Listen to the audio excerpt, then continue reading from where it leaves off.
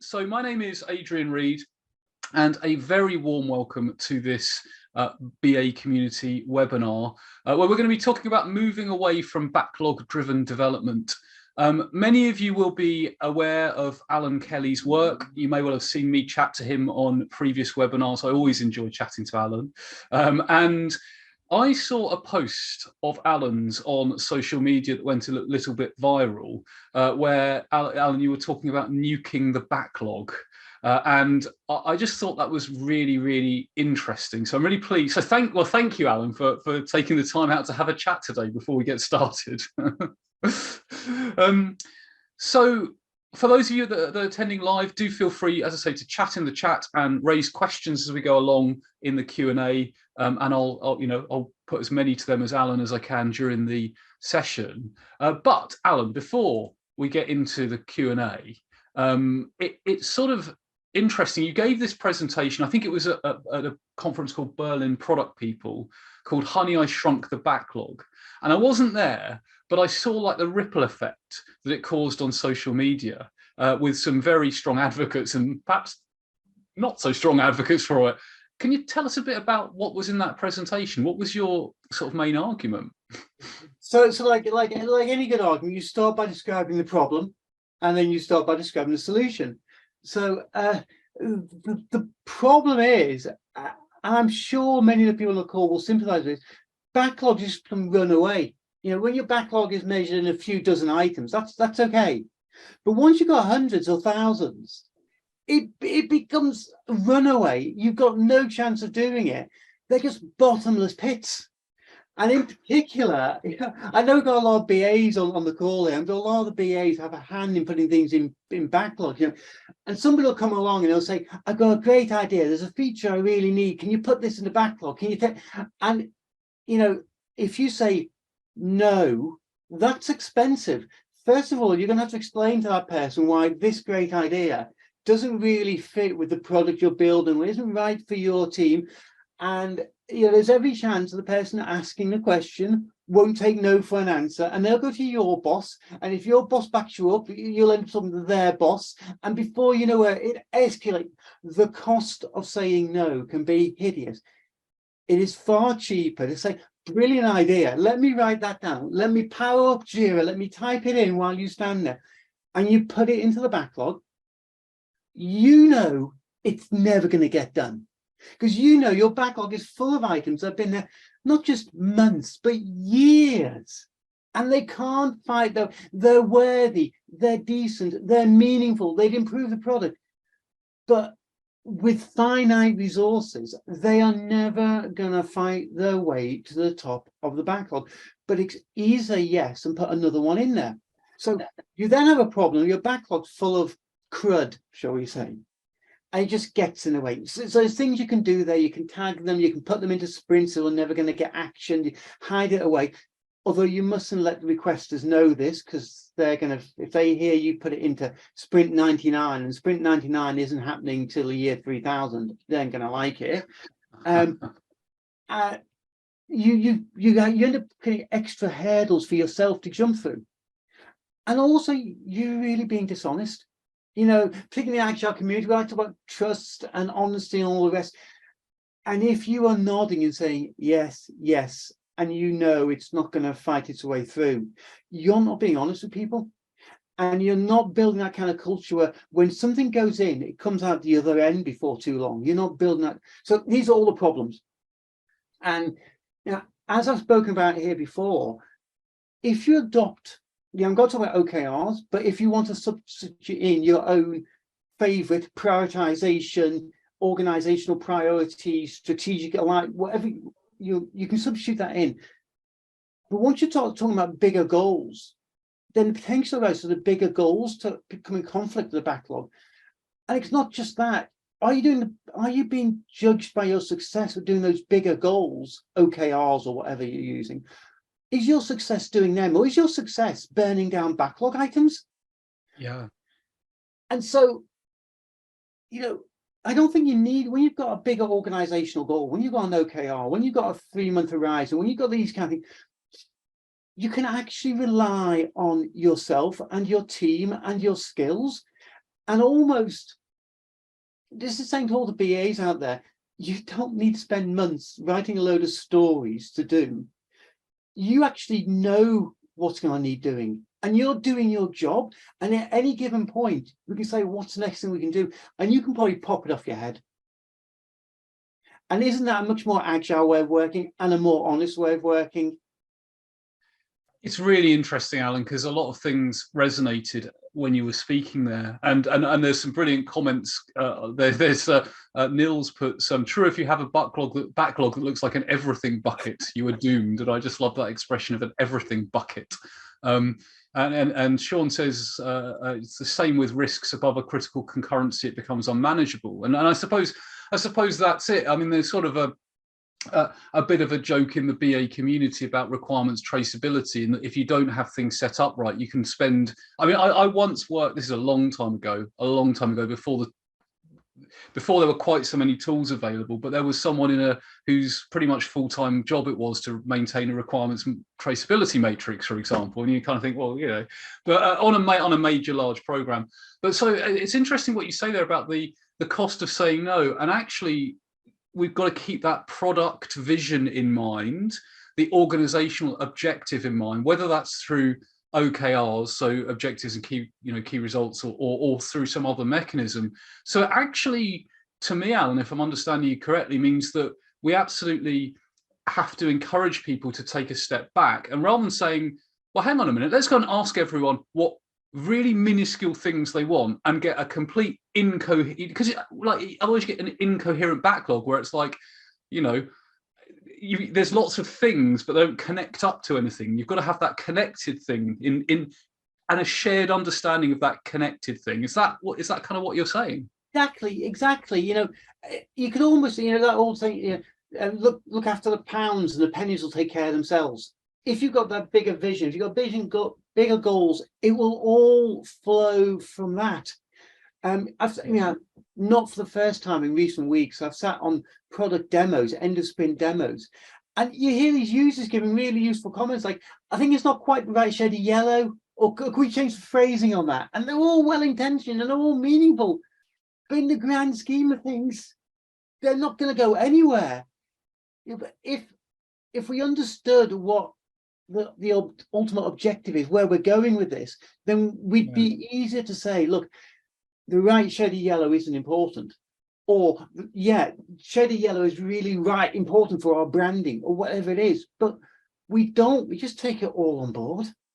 It's really interesting.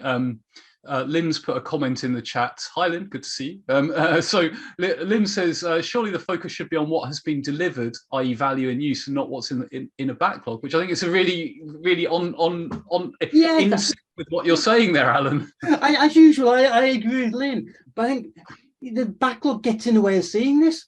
We've got all these hundreds of items on our back. Our cognitive load has increased, and often our success is measured by how much backlog you're delivering.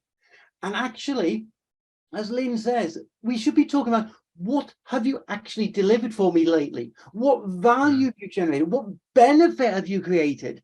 And from a BA's point of view specifically, you should have the time to run around and to see what has been delivered and what difference it's making to the world.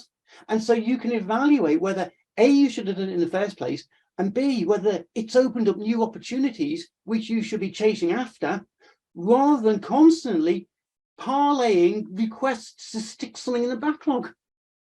Yeah, and that's, again, it comes back to that bigger picture element of, actually, if that bigger picture there, it's easier to ask the question, well, how does this fit and contribute towards that? And if it doesn't, either that's changed, which it might have, you know, the goal might have changed because the external environment, but we need to kind of figure it out. So I'll just bring in a few comments from the chat now. So Sean says, short sprint cadence doesn't help, especially where things are complex. What's your view on cadences of sprints, Alan? Okay, so I think the agile community has been great here, because the way to get stuff through is to make it really small.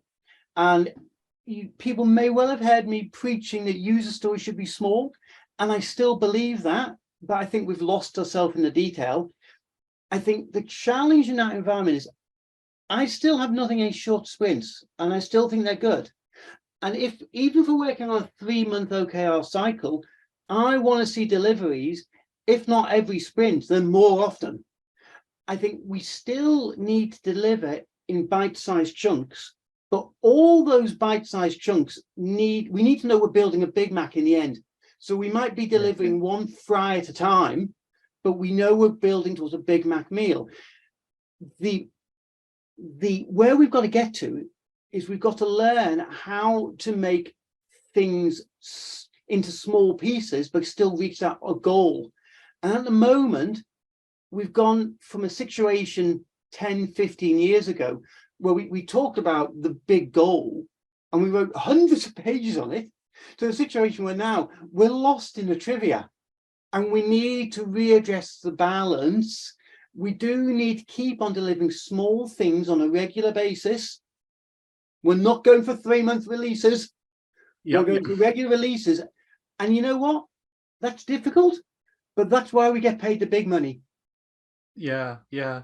So when would you say, if you think about dysfunctional backlogs, if you think about if you were looking at a backlog, and clearly if it had like 10,000 items in it or something, then that's probably a pretty good indication that it's probably dysfunctional. But like, what would you recommend that people look out for which would indicate a problem? So my go-to example, and so forgive me if you've heard this one before, folks, is this work I did with an airline some years ago. And I measured the rate of backlog growth. And the rate of backlog growth was on 7.5% a month, which was a problem because our velocity, our delivery rate was only about 4.5% a month. So the backlog, an infinite backlog. Yes. So it was like having a mortgage where you are not, your payments each month are not paying off the interest on the mortgage. You are getting more underwater. So most teams can tell you what their velocity is. It will come with caveats. They will tell you why it's rubbish and all, but they have some idea that we deliver 5 stories a month. We deliver 20 points a week. We deliver whatever. But so many teams can't tell you what their backlog growth is.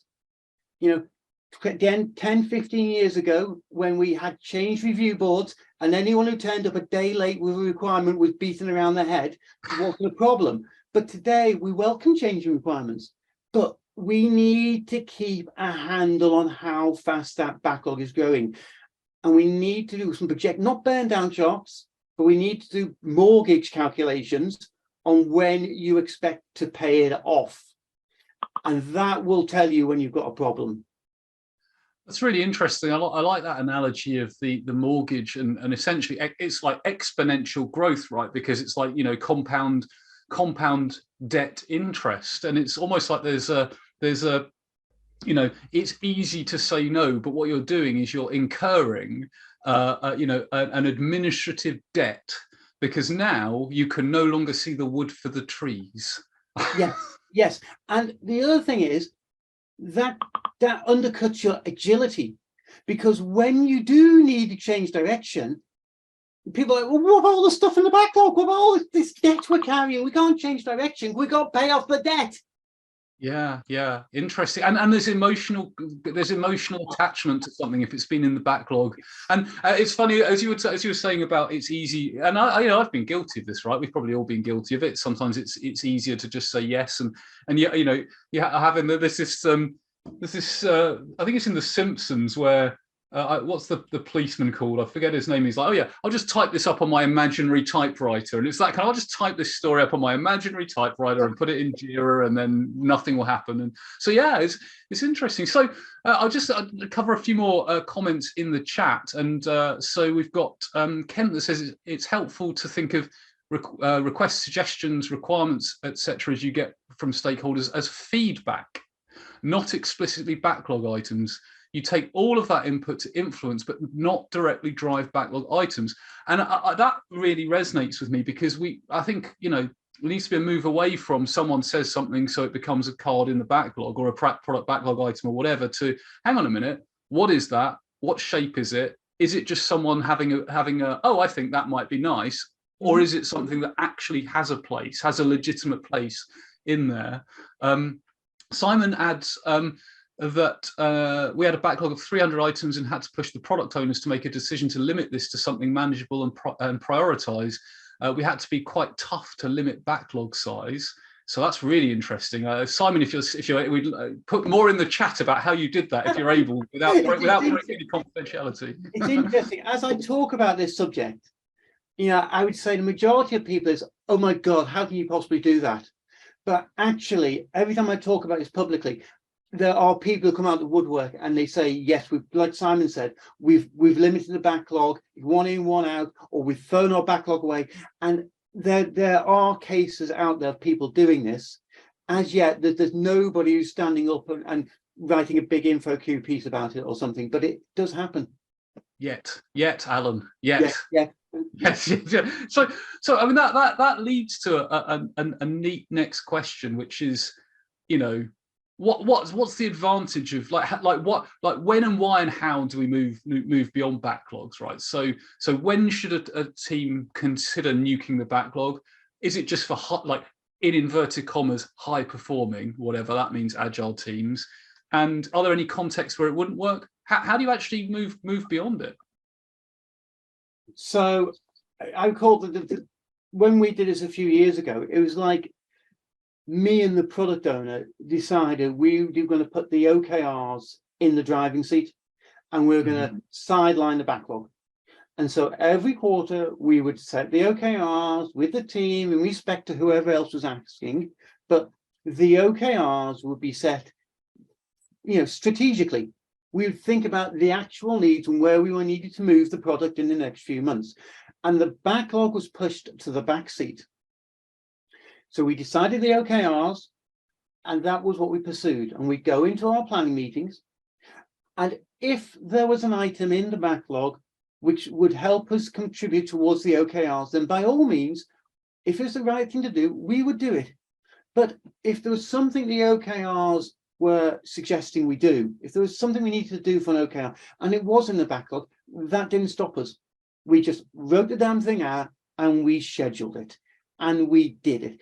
And we prioritized OKRs over backlog. And, we were open with the team that's where we're going to prioritize. And there's a few, rumblings, but we just, let it be. And the backlog just kind of, quite easily became a secondary type thing. It became a dumping ground. So no, I did not actually nuke the backlog. As a mental exercise, I say to people, imagine you get up tomorrow and the big cloud in the sky has turned dark and your backlog's been deleted in Jira. What do you do? And most people, when they think through that question, they quickly realize that they remember the important things. They remember the big things they're working on. They remember the things people are always asking. The big ticket items are not a problem. When I say big, I mean the high profile ticket items are not a problem. And you could reconstruct most of your backlog. What you would forget, what would be lost, is all that detriment, the small stuff which is never going to get to the top. So I think you can let it fade away. As to when you should do it, I think it goes back to this. You need to understand your backlog in numbers. If your backlog is growing faster than your ability to do it, that's one possible sign. Another is when you've got a lot of backlog churn. Are you spending more of your time adding items and even deleting items? Should you be moving beyond it then? Perhaps another red flag would be your organization is rapidly changing direction. Your organization is still searching for that product fit. And, you may have backlog items in there for the hypothesis you were working on 6 months ago. And, pointless. The example I always like, Jeff Bezos used to push this idea of day one at Amazon. He used to say, every day is day one at Amazon. And he didn't mean you turned up every day with a mind wipe that you thought you were working at a startup. What he meant was every day you are considering, what is best for the customer, and you're putting that to the fore. And if necessary, you leave all the other stuff behind. And if you think about it, do you remember the Amazon phone? Amazon invested millions in developing an Amazon phone. They just threw it away. And, I'm hearing now that apparently Alexa is a big money loser. and Amazon are on jobs cut. So there's a great big question mark over Alexa. You know, how they're going to make money out of it. Amazon are not scared of walking away for products.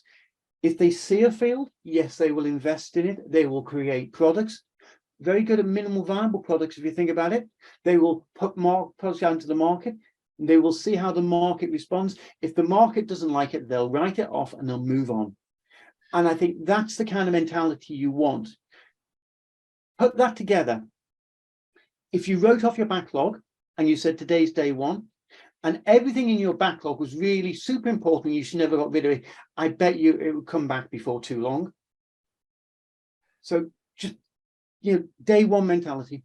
It's really interesting. So much to unpack there, Alan. And I had a bit of a pen. I had a bit of a. This is not going to surprise you because we've known each other for a while. But I write a lot of lists in my life. This is not going to surprise you. And I have to-do lists. And I was thinking, I write to-do lists, but you know what? If my to-do list software went wrong, it's not like I wouldn't know what to work on tomorrow. I just, so actually there's probably scales to other domains of life as well. And I was thinking, as you were talking about minimum viable product, one challenge I find, I don't know if you find it, Alan, is if I went into 10 different organizations and said, what do you mean by MVP? I'd get 10 very different answers. Oh, yeah. I'm sick of the expression MVP. I don't want to use it. Because I go back to the lean startup, which is essentially something it's to take a hypothesis, right, and get the minimum thing out, which might be technically very ugly, and see if people use it, and then you know whether to build or something. But equally, it's kind of become synonymous with what you and I probably would have once called release one now, which is another perhaps another wrinkle to all of this as well. Release one, proof of concept, technical prototype, minimal they're all getting at the same idea. Some really, really minimal thing. The problem is minimal viable prototype has become another decibel management tool. He who shouts loudest gets what they want, and everybody else is pushed back. And the same as with Moscow rules. They don't work most places. 60% of everything is must. It defeats itself, but yeah.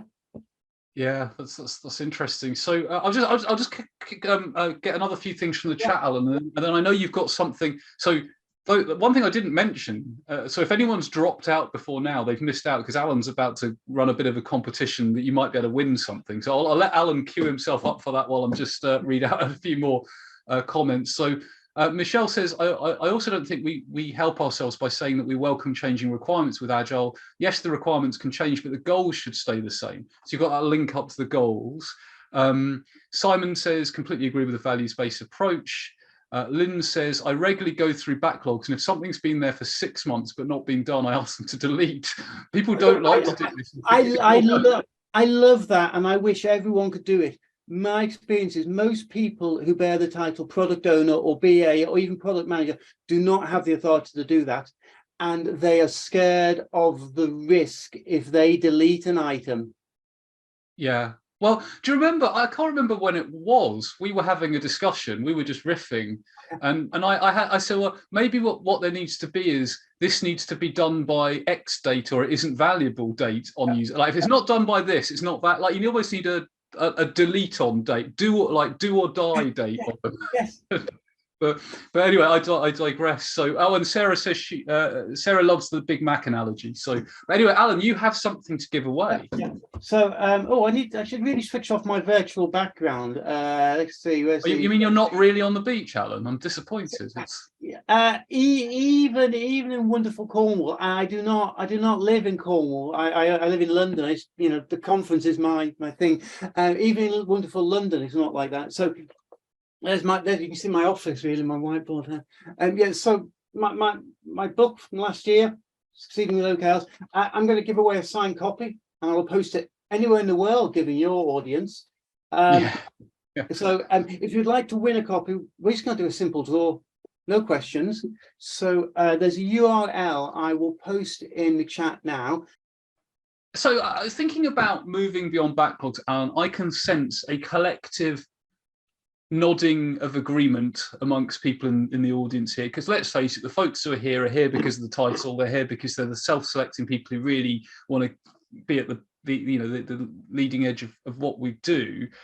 But there is going to probably be, there will be some in the community maybe who will say, and I'm not going to name any methods, I'm just going to say insert your favorite method here, but insert your method, your favorite method here says we need a backlog or different types of backlogs, or ceremonies rely on backlogs.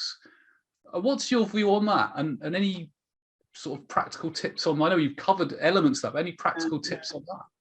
Well, I used to say there are no prizes for being perfect at a method, but some people did actually decide to launch prizes for doing brand name method perfectly well. But yeah, to me, the true test of agility is you're working differently than you did 3 months ago. So I will say the only thing you can do wrong in agile is to do things the same as you did 3 months ago. You should always be changing and improving and experimenting. There may be a point on your progress graph where you comply perfectly with brand name methodology. I want you to pass through it and keep on moving. I want you to always be experimenting and improving. So actually, if you read all these methods, they all say you need to improve. You will need to find ways of improving yourself. So I think you have the license within the methods to do this. I think a bigger problem, we could talk about it, is the idea that there's a corporate standard and here's the way the corporation works. So I think, you often a backlog is like a comfort blanket. The way parents on the call, like me, you've all experienced your kids, they have separation anxiety. They want to be independent, they want to be big, but they don't want to let go. And so they have comfort blankets and they have teddies and they have things to carry around. And I think that's where our backlogs come from.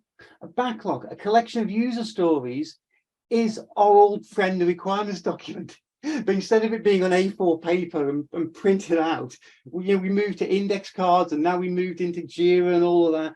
And I don't, in the small, backlogs work. Okay, backlogs work for a sprint. Backlogs work if it's only going to last 3 months or something like that. But when you start to scale, when you start to have bigger products, when you can have longer endeavors and all of that, you get lost in backlog. Dozen backlog items, fine. 1,200 backlog items, problem. Backlogs don't scale, and they're a bit of a comfort blanket because they stop us from being really agile. So this, for me, is like the next evolution of where we're going to. We're saying, look, that big picture view, that big thing, we carve out objectives within the big picture and we let them drive our system. So they become our just-in-time story generator.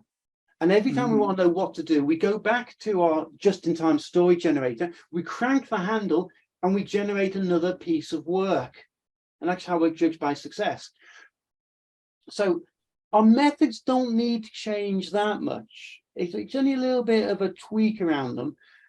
And so you can do most of what's in the method. All we're saying is the backlog, we are not beholden to the backlog. It's really interesting because a couple of connections I'm making here. I spoke to Victoria Banner at the BA Conference Europe, and she was talking about applying lean principles to business analysis. Yeah. And one of the lean wastes is essentially inventory. And there's an argument that says, if you've got too much inventory, kind of like an overspilling backlog. And also, as you were talking there, Allan, and I've not heard from, I don't know if she's still around or in the community, but you probably remember Ellen Gottensdiener. So she used to talk about, if I remember correctly, synchronizing discovery and delivery. And actually, if discovery, or if one of those, I think she visualized it as either a Mobius strip or two cogs or something. And actually, if one of those is out of sync, because if you're discovering quicker than you're delivering, you're going to end up with a backlog. And if you're delivering quicker than you're discovering, then you're kind of in this user story factory type of thing. So actually, although what you're saying on the one hand, nuke the backlog, sounds controversial, it's actually built on a volume and repertoire of work, because Ellen was saying that 15 years ago. So if you're going to do true product discovery, you can't be discovering thing and then saying, oh, it has to go in the backlog for the next 6 months. You can't be doing, some sort of dual track agile. Same idea. You're discovering it. And actually, I think this has been one of those things that dare not speak its name. Because I remember that the very first Agile on the Beach conference, we had Mary and Tom Poppendike to the keynote. Yes. And I remember the end of the conference having dinner with them and a bunch of other people. And so this is like 2011. And Mary Poppendike saying, look, I come from a lean manufacturing background, and anything which is a backlog in our world is a problem. The backlog I had problems with the backlog. And, there's a bunch of us around the table. And I remember we all understood where she was coming from. Yeah. But it's like, we haven't wanted to speak this name. People have seen this problem, and it's reared its head in different ways. And perhaps what I'm just doing is naming the thing which we've all been a bit scared to mention. It's interesting, isn't it? And perhaps it served us well it's got us as a community, it's progressed us forward. But now, it's an interesting conversation to have. So I'm going to bring in some more stuff from the chat. And I'm not going to be able to bring everything in the chat because there's so much interesting stuff. But there's some really, really lively debate about whether to delete stuff after a certain amount of time. I'll just bring in, I'll paraphrase a couple of quotes from Bronia, and hi Bronia, who says essentially that you've got to be careful that it's not, you sometimes get people who are being marginalized because their voice is not being heard because it's a manual workaround. And I think that's a point we should always be aware of with sort of blanket decisions like that. But is their voice being heard if the item is written on a ticket and put into the backlog and nobody is fighting it comes to the surface? Is their voice being heard if we've ticked the box? Or is it that the people who are doing the prioritization and really managing the requirements need to be more aware that there are people who need to be listened to? And that I think is the point, isn't it? And is getting that representation and that true and it might be it's an advocate for that. It might be a customer, for example. You've got an advocate for a particular group of disadvantaged customers or whatever. Lynn says during COVID, we did write off a backlog and had to start again as the world had changed. It was really empowering. COVID changed. My priorities changed overnight when lockdown happened. I'm just going to pause there because we've got the BA community here. We might have some project managers snuck in, but we probably haven't got many technical people. And I know one fear of technical people is if we don't know what's in the backlog, we don't know what's coming up, we don't know what we have to design for architecturally, which I completely get, I understand it. I would come back and I'd say, look, you really don't know what you're going to get anyway, because you may design for those things that in the backlog, but you might be designing for things which are never going to get to be a priority. And B, the things that do come up and do get fast track may be things you haven't designed for. So let's be listening to the voices of the underrepresented here. The techies have a valid point. We need to know what's coming up. But at the same time, we're not really doing them justice the way the system's working. And I would go back and say, look, they need to be allowed to do a good job and design good stuff. And if they're following their design principles, then if the wind changes, if COVID comes again, if whatever happens, then their design should roll with it. But yeah, just calling out for the techies. No, absolutely. I think it's an important one to bring up. And then Gordon says, absolutely. The question should always be: if we were starting again today, what would we choose to do first? What's next on our list? And then if the answer is it's not that, then do something else. I like this. Kill whatever is no longer the best use of your time, money, and people.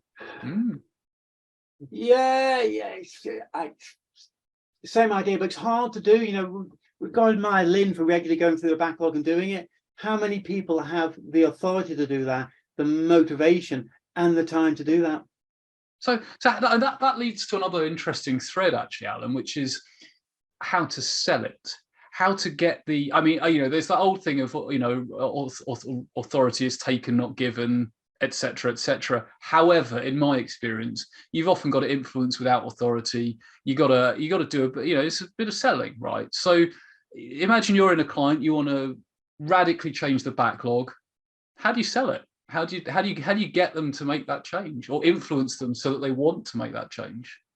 So I think with the teams, you need to find people like I found the product owner once. You need to find people who get what you're talking about, and who can see the problem as well. And within a team, the product owner, and some of you are going to be product owners, and some of you are going to be working with product owners, they're going to be a key role in this. So I think you need to win the argument at the team level, and you need to. I think you can do that through conversations, but on the higher level, when you've got to look what the success criteria you're being rewarded on, measured on, and there you need to talk to those people. And I think we need to take them back to this bigger picture conversation and say, look, are we really reaching the objectives you want to reach, or are we just delivering stuff? And I hate to say this, but some people work in what gets called a feature factory, and they are expected to just deliver stuff. Theirs is not the reason why. Theirs is to do user stories, deliver user stories, and collect payment at the end of the month. And in those kind of environments, yeah, you're not going to win the argument. They're not going to be particularly fun to work in. But if you can have the conversation about the bigger objectives, and if you can talk about, with those, the powers that be, can we set bigger objectives? I'm going to support you to go for OKRs. I've written a book on it. OKRs is a great example. Maybe it may be something different in your environment, but try and say, look, can we work with the bigger picture items, the bigger objectives? Can we let them drive our process? Perhaps we build in a quarterly review or something, and let's use them as a just-in-time story generating machine. Yeah, it's interesting, and to cite a textbook definition, which is very unlike me or you to do, but so one of the only definitions that I can remember off by heart is IIBA's definition of a requirement, which is a usable representation of a need. Right, so and that doesn't mean it has to be written. It needs to be usable, which might be me talking to you, and you now understand my need, and therefore it's usable representation. But actually, and but that has to link up. You've got to have like a needs architecture, right? Where actually that links up to a goal. That's a horrible. Don't ever use that phrase. But it's like it's got to link up to that goal. So Alex asks a really interesting question in the chat. So Alex says, may I ask, after killing your backlog and focusing on your strategy, perhaps in the form of OKRs in your case, Alan, what did you then do regarding the management of a new backlog of work, which was focused on OKRs? So I suppose what Alex is driving at here is, do you have stories in a backlog still? Do you have something else not mechanically, but physically? How do you manage that stuff? So the example I was talking about before, we didn't. We just wrote them as we need them. We went into our planning meeting, we reviewed our OKRs, agreed where our focus was, and usually, the focus was the same. We'd number them 1, 2, 3 kind of thing, and until we got that one out of the way, we weren't going to move on to another one. The one we're working on, what do we need to do to move this forward, this sprint? What do we need to do to get this across the line? Okay, what are those things? Do we have one ready prepared in the backlog? If so, grab it. If not, let's write it out. Let's undertake it. So in that example, it was a just-in-time process. We just generated enough to keep us busy for that sprint. I could easily see how you could work on a 3-monthly basis. You set your objectives for the quarter, and your first planning meeting or whatever, you generate a whole host of stories. You walk out with 20, and you are going to burn them down for the next quarter, but at the end of the quarter, you review against your objectives, you probably sideline them, you reset your objectives, and you start off again. And I felt for a long time, and again, those of you who heard me before probably heard me say this, while Agile changed everything for project managers, most of what BAs did was the same, but what changed was the timing. Rather than being employed before any coders started work, they were now working in parallel with the coders. I think this brings you even closer in. This is really linking you. The BAs are working on a just-in-time basis. They are generating this stuff. We are not storing up stories. We just create them as we need them. You know, it's like electricity. You throw a switch and it comes on. We've got a story. Which kind of comes back to that synchronicity or synchronization of discovery and delivery again, the sort of working in synchronization. And if you take that back to lean, the whole lean thinking was, by tightly coupling things, you expose where the problems are, because when things don't work, you're not working off inventory, you're not hiding them with inventory, you're seeing the problems.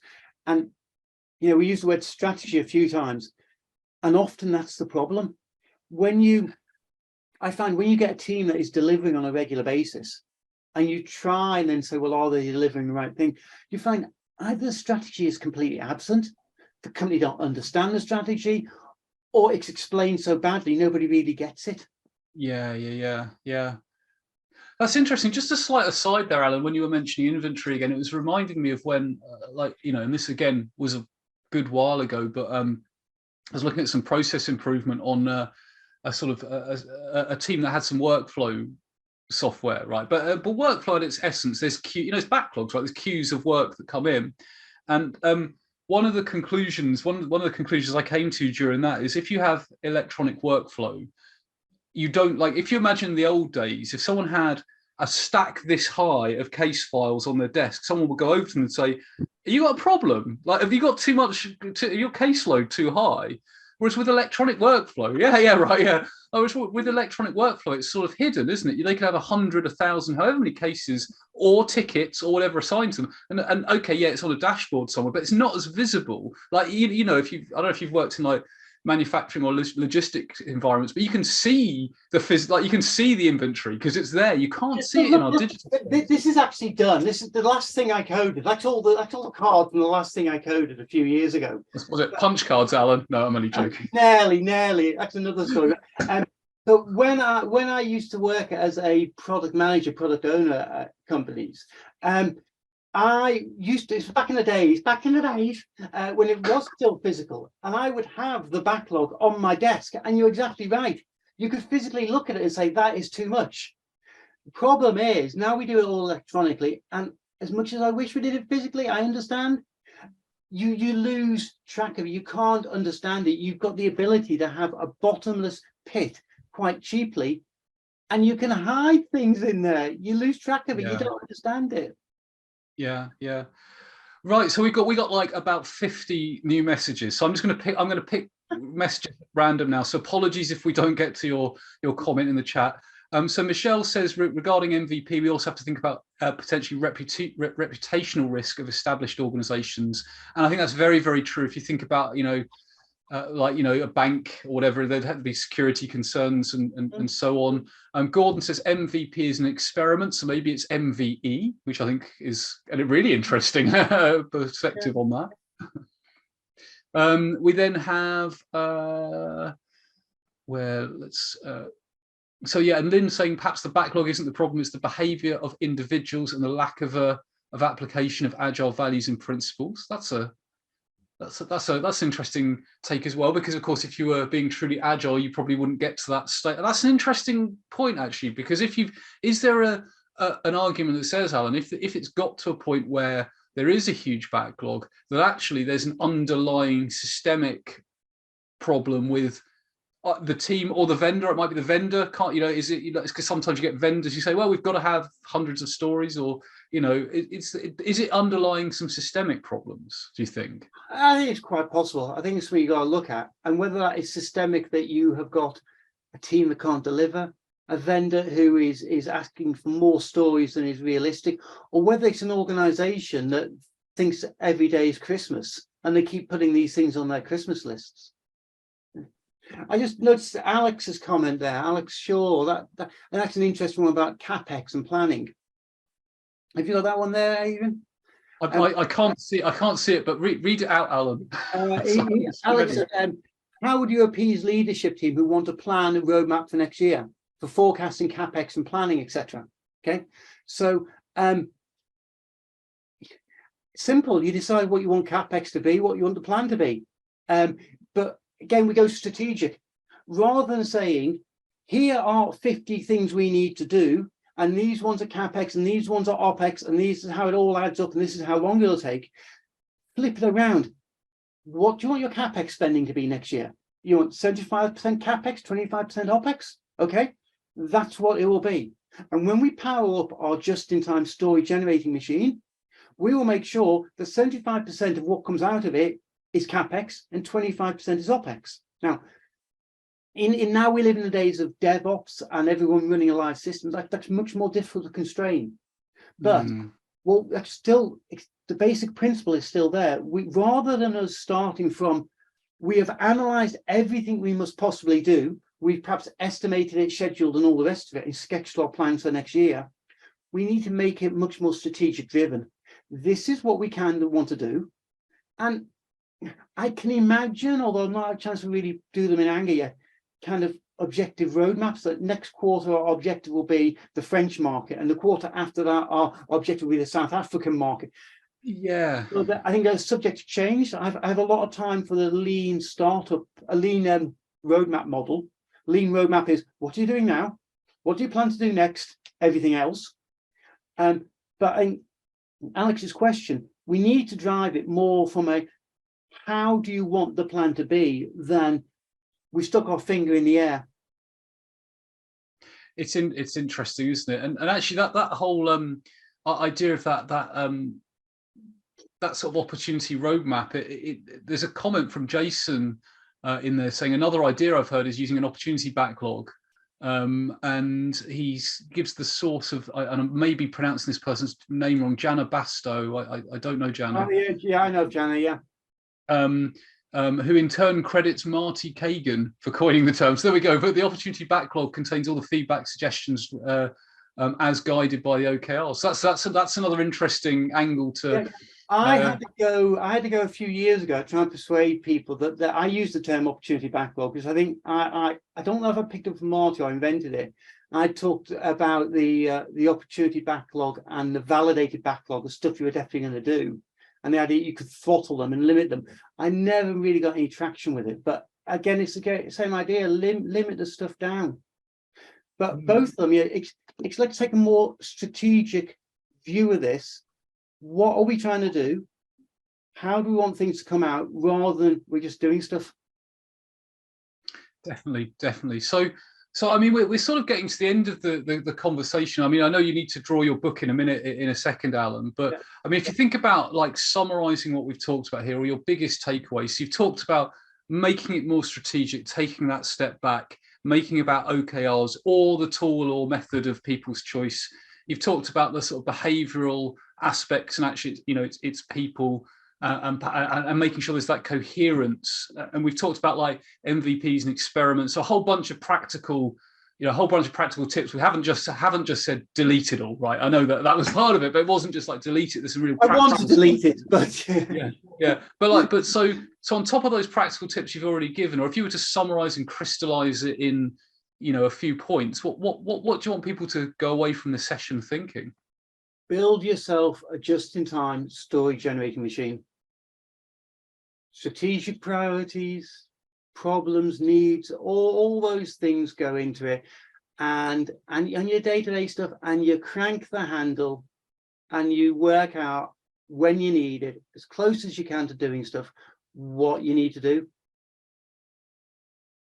Fantastic. That just in time story generating machine. So bit of a mouthful. If you remember just in time backlog or story generating machine, you're halfway there. So that reaches the very end. If you've enjoyed the webinar, please do connect with Alan on LinkedIn or Twitter. I mean, anything else? Any final words, final thoughts, Alan, before we close the session? If anyone gets a chance to try this, I'd love to hear those stories. I keep hearing stories of people doing this, very similar things. I think I'd love to know more. I'd love people to start getting it out publicly that this is possible. This is not an impossible dream. Fantastic. It's not an impossible dream. It's plausible, and it's built on thinking that goes back decades, or at least a decade and a half. So Alan, thank you so much for taking time out here. I know you're getting a virtual round of applause in the in the chat. So everyone, please do connect with Allan, connect with me if we're not already connected. Hope to see you at a future webinar.